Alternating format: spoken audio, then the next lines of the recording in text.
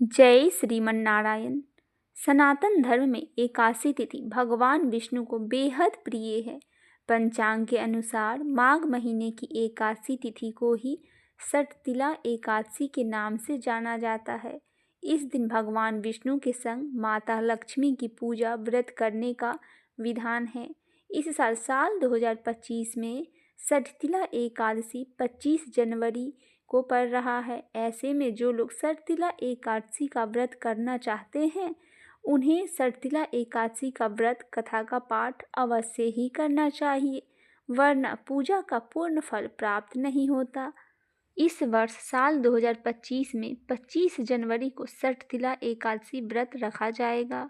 षटतिला एकादशी का बहुत महत्व माना गया है। इससे संबंधित मान्यता है कि जितना पुण्य हजारों वर्षों की तपस्या, कन्यादान और स्वर्ण का दान करने के बाद प्राप्त होता है, उससे कहीं ज़्यादा पुण्य फल एकमात्र षटतिला एकादशी का व्रत या उपवास रखने से मिलता है। आइए सुनते हैं षटतिला एकादशी की पौराणिक व्रत कथा। षटतिला एकादशी व्रत कथा के अनुसार प्राचीन काल में मृत्यु लोक में एक ब्राह्मणी रहती थी।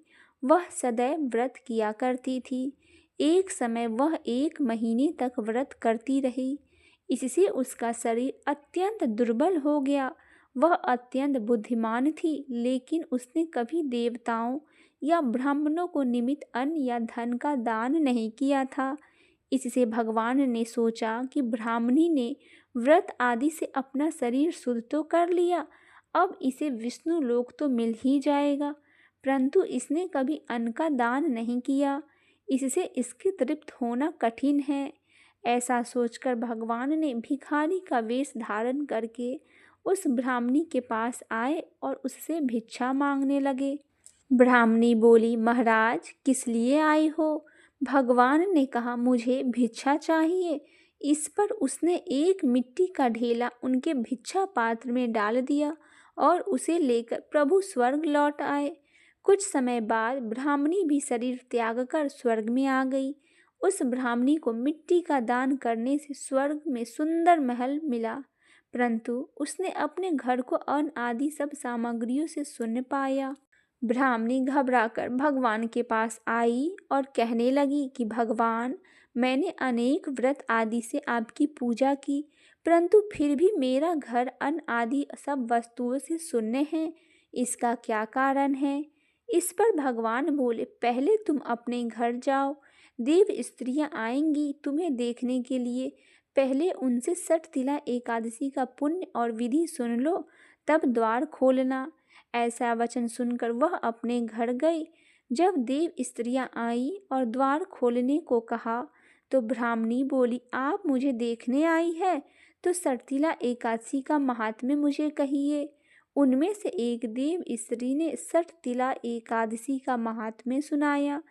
तब ब्राह्मणी ने द्वार खोल दिया। देवांगनाओं ने उसको देखा कि न तो वह गंधर्वी है और न आसुरी है, वरन पहले जैसी मानुषी है।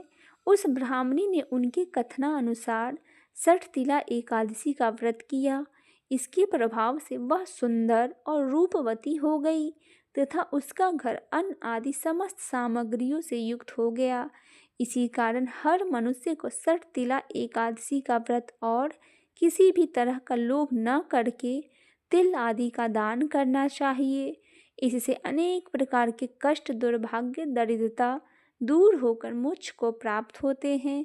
इस दिन पूजा, हवन, प्रसाद, स्नान, दान, भोजन और तर्पण में तिल का उपयोग किया जाता है।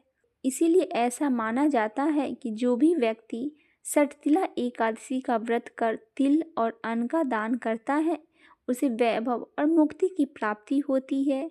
अब आइए सुनते हैं षटतिला एकादशी का शुभ मुहूर्त क्या है। माघ महीने की कृष्ण पक्ष की एकादशी तिथि को षटतिला एकादशी कहा जाता है।